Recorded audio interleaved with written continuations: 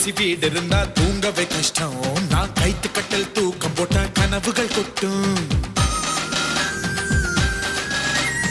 ஊரு சொன்னா அத்தனையும் குப்பைய கொட்டும். அதை எடுத்து போடும் அப்பாவுக்கு மனசுல சுத்தம்.